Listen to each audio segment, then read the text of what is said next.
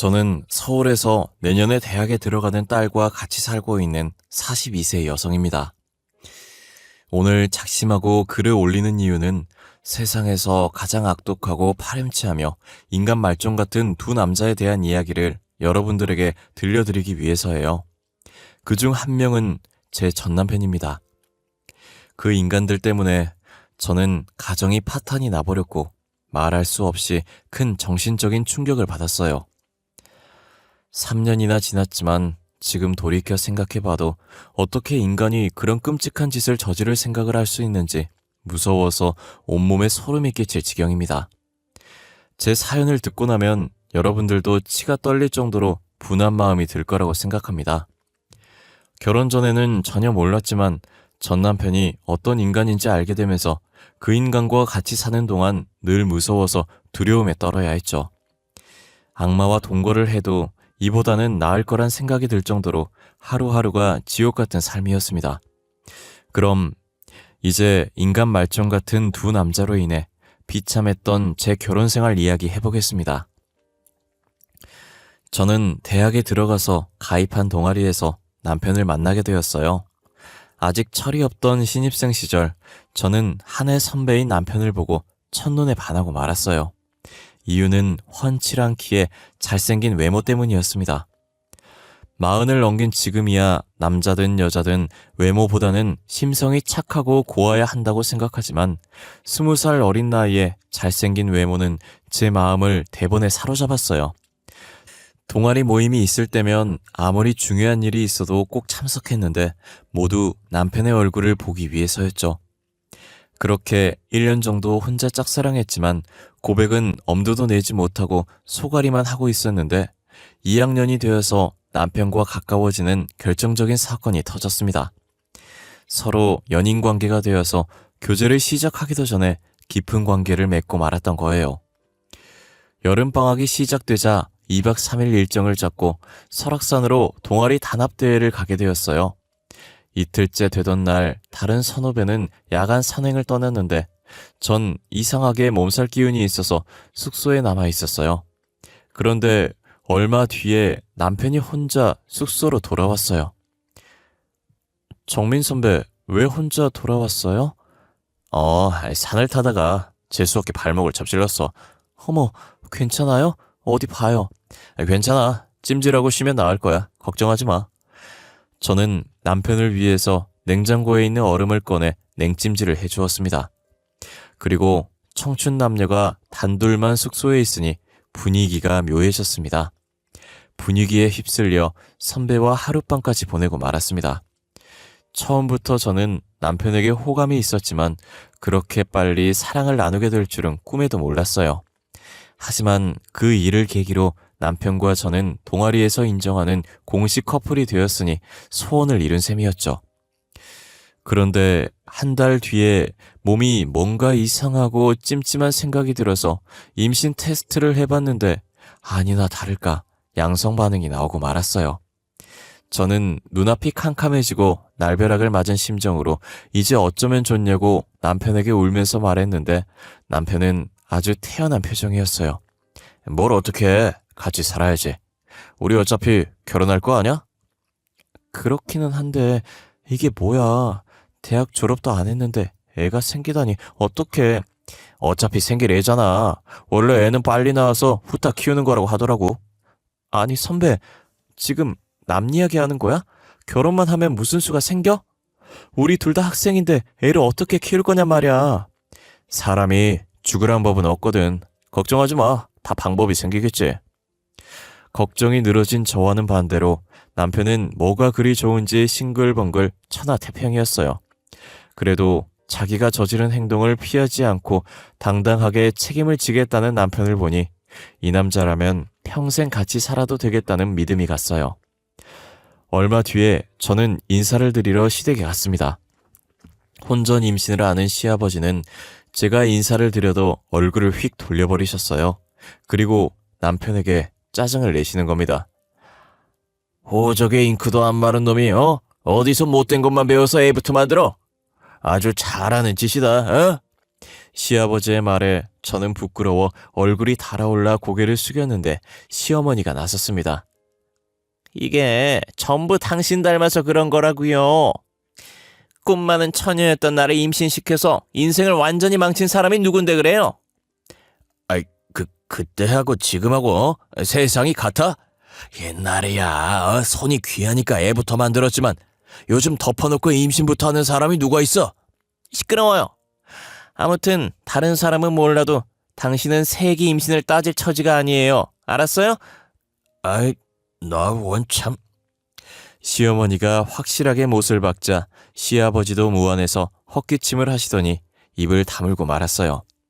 시어머니도 혼전 임신으로 남편을 가졌던 거예요. 내가 정민이 놈만 안 생겼어도 저런 날건달 같은 인간하고 살맛대고 사는 끔찍한 일은 없었을 텐데. 아휴, 내 팔자야.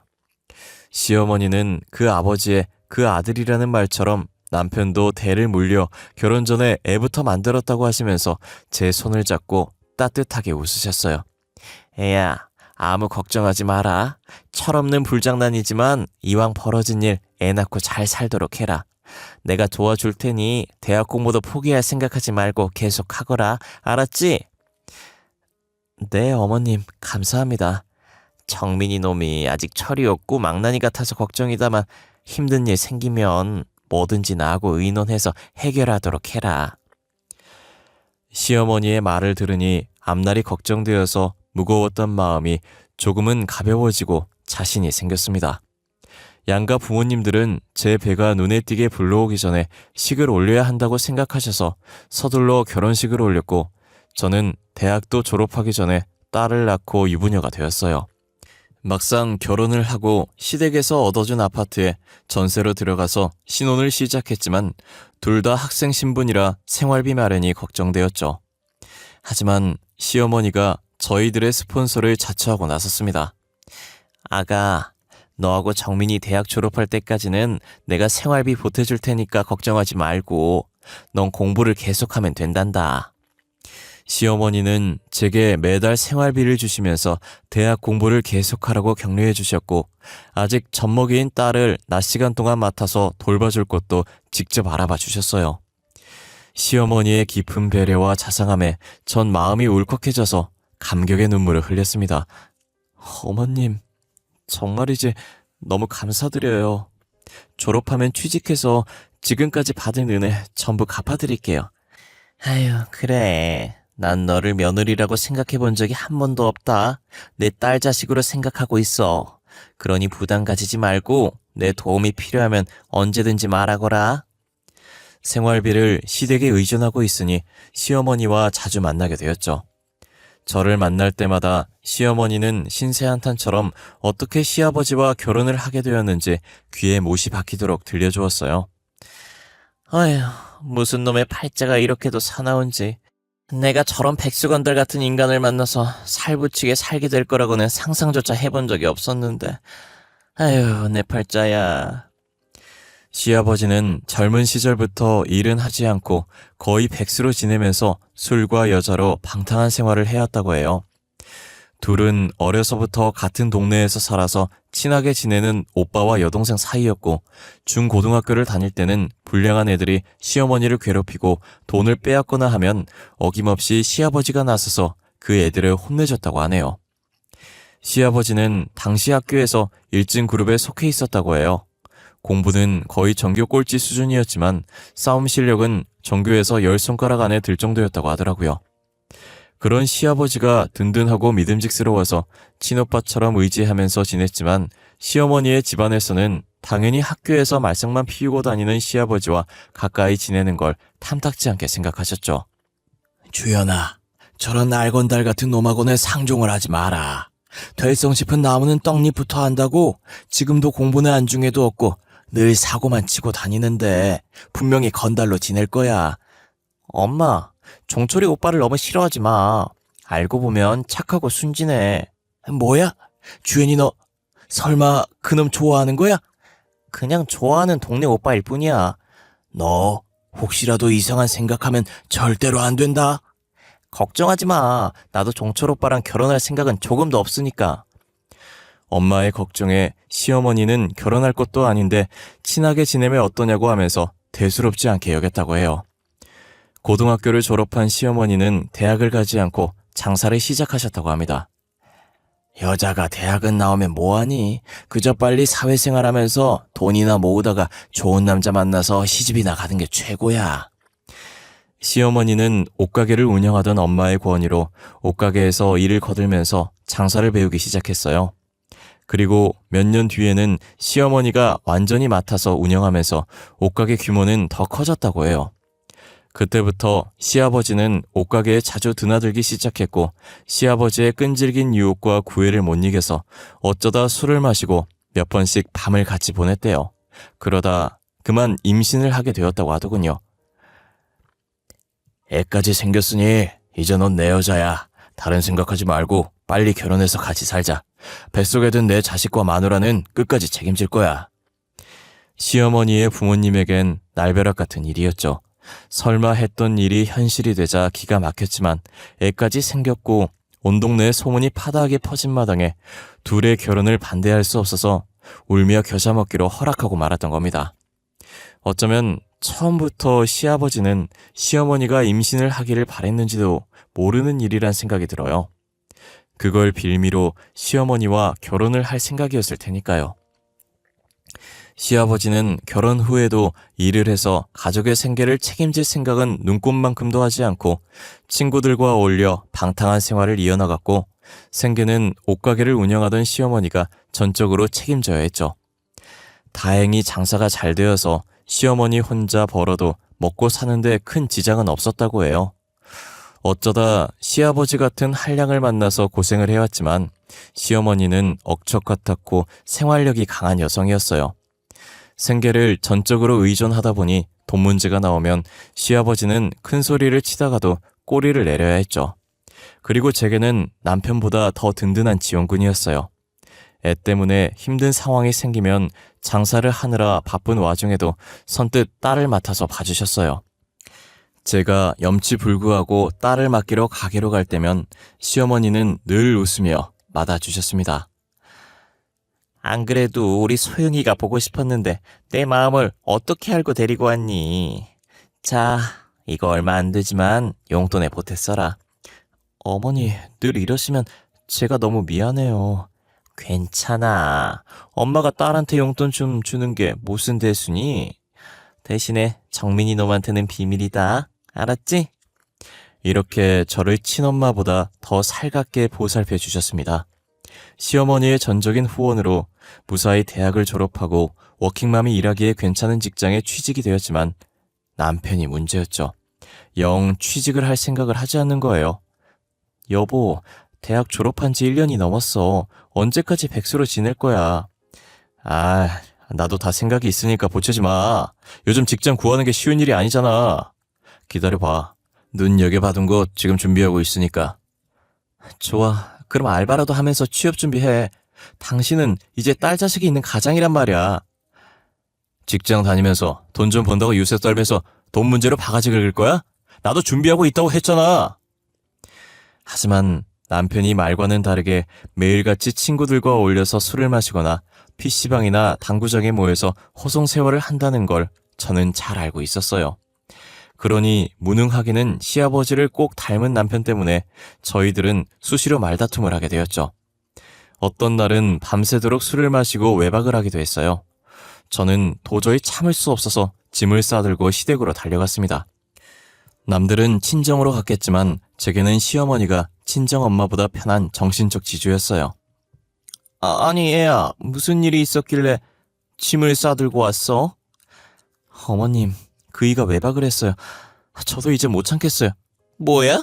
이런 미친놈 같으니 내가 홍구멍을 단단히 내주마. 시어머니는 바로 남편을 불러서 호통을 치면서 쥐잡듯이 닥달을 했고 남편은 고양이 앞에 쥐처럼 꼼짝 못하고 잘못했다고 빌었고 다시는 외박을 하지 않겠다는 각서를 썼습니다. 남편과 불화가 생기면 시어머니는 언제나 제 편을 들어주셨어요. 그런데 얼마 후에 남편이 제게 숨기고 있던 비밀을 알게 되었어요. 남편이 저 몰래 1,000만 원을 대출받아서 스포츠 도박으로 탕진해버린 겁니다.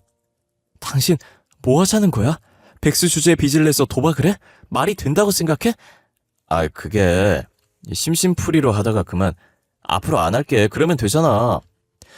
남편은 미안한 기색도 없이 변명을 늘어놓았고 저는 화가 치밀어서 시어머니에게 달려갔습니다.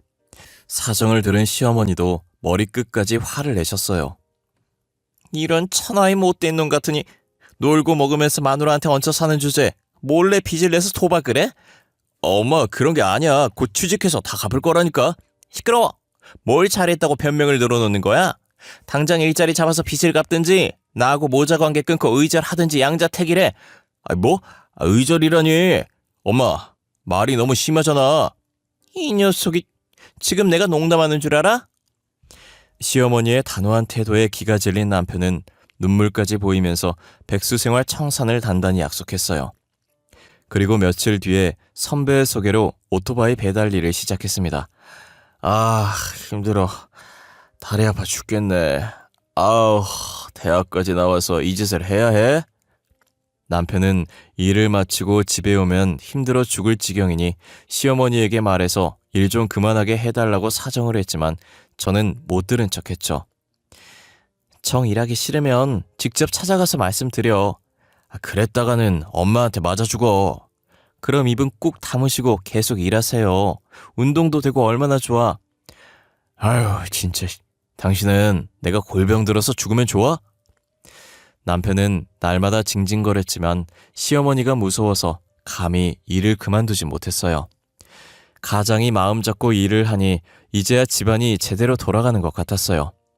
남들처럼 평범한 일상을 보내는 사이에 딸아이도 탈없이 쑥쑥 자라서 고등학교 진학을 눈앞에 두게 되었죠. 그때 날벼락 같은 일이 찾아왔어요. 시어머니가 치매 진단을 받은 겁니다. 얼마 전부터 이상 행동을 하던 시어머니가 걱정이 되었어요. 늘 다니던 곳에서도 길을 잃어버리기도 하고 제가 묻는 말에 앞뒤가 전혀 맞지 않는 동문서답을 하기도 했어요. 그래서 병원으로 모시고 가서 검사를 받았는데 치매 초기라고 하더라고요. 그때부터 저는 치매에 좋다는 약을 백방으로 수소문했고 다니던 직장도 그만두고 옆에 붙어서 시어머니를 보살펴드리기 시작했어요. 하지만 시간이 지나면서 시어머니의 치매 증상은 점점 심해졌습니다. 이년아, 아직 밥도 안 차리고 뭐하고 있는 거야? 어서 밥 가져와. 어머니, 방금 전에 식사하셨잖아요. 누가 밥을 먹어? 난 안 먹었다. 네가 먹었지? 내 밥을 네가 다 먹었지? 어머니, 제발 이러지 마세요. 치매가 심해지자 시어머니는 식탐이 많아졌고 성격이 완전히 변하셨어요. 그렇게 저를 다정하게 여기면서 딸처럼 대해주시던 모습은 온데간데 없이 사라지고 저만 보면 험한 욕을 하고 거친 태도로 투정을 부렸습니다. 마치 변덕이 죽 긁듯 하는 서너 살 어린애를 대하는 것 같았어요. 하지만 모든 게 치매 때문이었기에 저는 꾹 참고 정성을 다해서 보살펴드렸습니다. 그런데 그때부터 시아버지의 수상한 행동이 시작되었어요. 시어머니가 치매로 정신이 오락가락하자 시아버지는 눈치를 보지 않고 아예 대놓고 젊은 여자와 어울려 바람을 피우고 다니시는 겁니다. 시아버지는 제가 보는 앞에서도 거리낌 없이 내연녀와 전화통화를 하면서 사랑한다느니 보고 싶어 미치겠다는 어이가 없는 말을 했어요. 아버님, 지금 뭐 하시는 거예요? 어머님이 치매라는데 걱정을 하기는커녕 다른 여자를 만나는 게 말이 되냐고요. 너야말로 시애비한테 뭐하는 짓이야? 난 아직 팔팔한데 노망난 마누라 똥수발이나 들어야 직성이 풀리겠냐? 정신 나간 마누라 때문에 내 인생까지 망칠 생각은 절대 없다. 시어머니는 죽든 살든 자기는 마음대로 즐기면서 살겠다는 시아버지의 어처구니 없는 말과 행동에 저는 기가 막혀서 넋이 나갈 지경이었죠. 더구나 남편은 모든 걸 알고 있었지만 그게 무슨 대수냐는 반응을 보였어요. 남자 말이야. 나이가 들어도 여자가 필요한 법이야. 엄마한테는 안 될 일이지만 아버지도 인생이 있는 거잖아? 뭐 엄마 수발은 당신이 알아서 해야 하는 거고. 남편은 은근슬쩍 시어머니를 돌보는 일은 제 몫으로 만들어 버렸어요. 사실 남편은 시어머니가 치매 진단을 받고 성격이 달라진 후로 시댁에는 발길을 끊어버렸어요. 엄마가 아프다는데 아들이란 인간이 어쩌면 저렇게 태연하고 무심한지 혀를 내두를 지경이었어요. 그것 때문에 여러 차례 남편과 다투고 싸웠지만 남편은 귀를 딱 막고 제 말을 듣지 않았습니다. 시아버지와 남편은 시어머니를 제게 떠넘기고 외면해버렸죠. 저는 그동안 시어머니에게 받았던 고마움과 사랑을 되갚을 기회라고 생각해서 힘들고 어려워도 웃으려고 애를 쓰면서 시어머니를 돌봐드렸습니다. 시어머니의 치맥기는 예측이 불가능한 주식시장처럼 오락가락했습니다. 어떤 날은 예전의 모습 그대로 정신이 또렷했다가 또 어떤 날은 오물이 묻은 기저귀를 제게 던지면서 욕을 하기도 하셨어요. 그럴 때는 정말이지 참담한 심정이었지만 눈물을 꾹 참으며 뒤처리를 해야 했어요. 얼마 후에 저는 시아버지의 내연녀와 대면을 하게 되었어요. 재아가, 오늘 4시 애미 상태는 어떠냐? 오늘은 괜찮으세요. 방금 잠이 드셨어요. 그러면 집 앞 카페로 잠깐 나오거라. 내가 기니 할 말이 있다. 카페로 나가보니 제 또래로 보이는 젊은 여자가 시아버지의 옆에 딱 붙어서 다정하게 팔짱을 끼고 앉아 있었어요. 서로 인사해. 앞으로 자주 볼 사이니까. 반가워요. 치매에 걸리면 친자식도 내다버린다는데 고생이 많겠어요. 그녀는 시아버지의 내연녀였고 저하고는 겨우 3살 차이밖에 나지 않았어요. 시아버지는 딸보다 어린 내연녀와 딱 붙어서는 뭐가 그리 좋은지 입이 귀에 걸려서 연신 웃고 있었습니다. 그런 꼴을 보니 저는 기분이 상해서 빨리 자리에서 일어나고 싶은 생각밖에 나지 않았어요. 무슨 일로 보자고 하셨어요? 그게 말이다. 아무리 생각해봐도 네 시애미를 요양원에 맡기는 게 좋을 것 같구나. 겉으로는 제가 너무 힘드니까 시설이 괜찮은 곳에서 치료를 받게 하자는 것이었죠. 하지만 속셈은 다른 데 있다는 걸 저는 잘 알고 있었어요. 걸리적거리는 시어머니는 요양원에 가둬버리고 내연녀를 아예 집안에 끌어들여서 살림을 차리겠다는 속셈이었죠. 저는 절대 그런 짓은 할 수 없다고 맞섰습니다. 아버님, 조강지쳐 버리고 잘된 사람 하나 없어요. 아내는 치매에 걸려있는데 딸 같은 여자와 바람이나 피우고 부끄럽지도 않으세요? 다시는 그런 말 하지 마세요. 제 말을 들은 내연녀는 얼굴이 벌겋게 달아올라서 저를 잡아먹을 듯이 노려봤고 시아버지는 불같이 화를 내면서 욕을 해댔어요. 아이고 그래, 너 참 잘났다. 평생 시애미 귀적이나 쉬면서 살아라. 그러거나 말거나 시어머니를 그런 험악한 곳에 가둘 순 없었어요. 예상대로 제가 알아보니 시아버지가 말한 요양원은 무허가 시설 요양원이었고 병원이 아니라 거의 치매 환자들을 죽을 때까지 가둬두는 감옥이었어요. 그 일을 계기로 시아버지와 관계가 급격하게 틀어지게 되었죠. 그리고 얼마 후에 시아버지와 남편이 꾸미고 있는 끔찍한 음모를 알게 되었어요.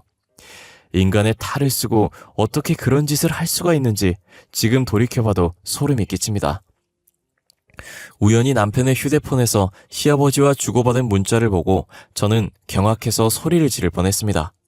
평소에 조심성이라고는 없었던 남편은 휴대폰 비밀번호 같은 건 걸어두지 않았거든요. 시아버지와 남편은 시어머니가 가지고 있는 상당한 재산을 전부 가로챌 궁리를 하고 있었어요. 의사를 구워 삶아서 중증 치매 진단서를 받아서 금치산자 판결을 받아낼 생각이었어요. 시어머니가 어느 정도 재산을 가지고 있다는 건 알고 있었는데 제 생각보다 상당히 많았습니다. 옷가게가 들어가 있는 건물이 시어머니 소유라는 걸 그들의 문자를 보고 처음 알게 되었어요. 그들의 계획대로라면 시어머니는 처녀 시절부터 지금까지 피땀 흘려서 모은 전 재산을 악마 같은 남편과 아들에게 빼앗기고 남은 생을 요양원에 갇혀 지내야 하는 비참한 처지가 되는 것이었죠. 이제 이 인간들을 그냥 두어서는 안 되겠다는 판단이 들었고 바로 경찰에 신고를 하려다가 생각을 바꿨습니다. 확실한 증거도 없이 경찰에 신고를 했다가 그 인간들이 오리발을 내밀면 그만이었으니까요. 곰곰이 생각을 하다가 저는 호랑이를 잡으려면 호랑이 굴로 들어가야 한다고 마음을 먹었습니다. 여보, 아무래도 안 되겠어. 어머니 요양원에 모시자. 뭐? 죽어도 안 된다고 반대하더니 당신이 웬일이야? 나도 사람이야. 노망든 노인네 수발든 지 벌써 3년이 넘었다고. 김병에 효자 없듯이. 나도 지쳐. 그래, 바로 그거야. 당신이 정말 잘 생각했어. 내가 아버지한테 말할게. 남편은 제가 생각이 달라지자 좋아라 하면서 바로 시아버지에게 달려갔습니다. 하지만 시아버지는 뭔가 미심쩍은 눈빛으로 저를 쳐다봤습니다. 아버님, 제가 생각이 짧았어요. 이제부터라도 요양원에서 치료를 받는 게 어머님한테도 도움이 될 것 같아요. 그리고 아버님한테도 좋은 일이고요. 나한테 좋다니, 그게 무슨 소리냐? 아버님, 저도 다 알아요. 어머님이 가진 재산이 상당하잖아요. 이제 아버님이 가지셔야죠. 사람보다는 돈이 중요하죠. 그래. 치매로 정신이 온전치도 못한 할망구 때문에 우리들 인생을 종칠 수는 없잖아? 야, 이제야 너하고 말이 통하는구나. 시아버지도 제가 한편이 되었다고 마음을 놓았어요. 며칠 후에 시어머니는 감옥 같은 더러운 요양원에 입원을 하게 되었습니다. 시어머니는 불안한 눈빛으로 저를 쳐다보았지만 저는 외면하면서 속으로 어머님 조금만 참으세요. 제가 저 인간들 피눈물이 쏙 빠지도록 해줄게요 하고 단단히 다짐했습니다. 남편과 시아버지 그리고 내연녀는 시어머니 재산을 가로채려는 작전 회의를 했고 모든 걸 내연녀가 주도했어요. 가만히 보니 이 더러운 계획은 내연녀의 머릿속에서 나온 것 같았습니다. 저는 속이 뒤틀렸지만 애써 웃으면서 내연녀를 어머님이라고 부르면서 살갑게 대했어요. 어머나, 어머님이 뭐야. 그냥 언니라고 불러. 저를 경계하던 내연녀도 물 만난 고기처럼 모든 걸 까발렸고 저는 그들의 대화를 몰래 녹음해 두었어요. 드디어 그들의 계획을 실행에 옮기는 날이 되었습니다. 시아버지 내연녀와 그 인간들은 준비한 서류를 들고 와서 정신이 오락가락하는 시어머니에게 지장을 찍으라고 막무가내로 윽박질렀어요. 지장을 찍으면 밥을 주겠다는 시아버지의 말에 해맑게 웃으면서 지장을 찍으려는 순간 제가 변호사와 경찰을 대동하고 병실에 나타났습니다. 경찰들은 시아버지와 남편 그리고 내연녀를 사기와 공갈 그리고 특수감금죄로 체포했어요. 아니 이게 뭐야? 여보, 당신 미쳤어? 뭐라고 말 좀 해봐. 남편은 무슨 말도 안 되는 짓이냐고 발버둥을 치면서 애처로운 눈빛으로 저를 쳐다보았지만 저는 그 인간을 차갑게 노려보면서 이혼 서류 받으면 도장이나 잘 찍어서 보내라고 말해주었어요. 네가 나한테 이런 짓을 하고도 무사할 것 같아? 어디 두고 보자. 내가 널 가만두지 않을 거야. 시아버지는 경찰에게 연행되면서도 끝까지 제게 악담을 퍼부었어요. 시아버지의 내연녀는 남편이 자주 가는 술집 여주인으로 바람을 피우다가 이혼당한 전력이 있는 여자였어요. 남편을 통해서 시어머니에게 상당한 재산이 있다는 말을 듣고 남편과 짜고 돈에 눈이 멀어서 시아버지를 홀렸던 거죠. 지금 시어머니는 호텔 같은 시설과 전문 의료진이 있는 좋은 요양병원에서 잘 지내고 계십니다. 의료진들이 정성을 다한 덕분에 치매 증상은 많이 호전되셨어요. 다만 한 가지, 시어머니는 저를 딸로 생각하고 계세요. 그건 아무래도 좋다고 생각해요. 전 이미 그녀를 친엄마로 생각하고 있고 끝까지 딸처럼 보살피면서 지낼 작정이니까요. 신문이나 뉴스에서 심심치 않게 보험금을 노리고 남편을 죽이려고 했다든지 돈 문제로 친족끼리 칼부림을 했다는 기사를 볼 때마다 세상이 미쳤다는 생각이 들곤 해요. 아무리 사는 게 어렵고 힘들어도 최소한 인간으로서 지켜야 할 도리는 하고 살아야 한다고 생각합니다. 여러분들도 돈에 눈이 멀어 인간의 도리를 저버리는 일이 없기를 바랍니다. 긴 글 읽어주셔서 감사드리며 오늘도 행복한 꿈 꾸시고 건강하시길 바래요.